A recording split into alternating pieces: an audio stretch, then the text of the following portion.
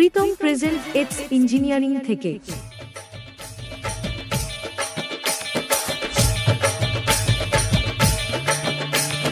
ঠান্ডা মাথায় থাকি বলে ডান্ডা দেখাস না, রংবাজিটা ভালোই জানি সেটা ভুলিস না।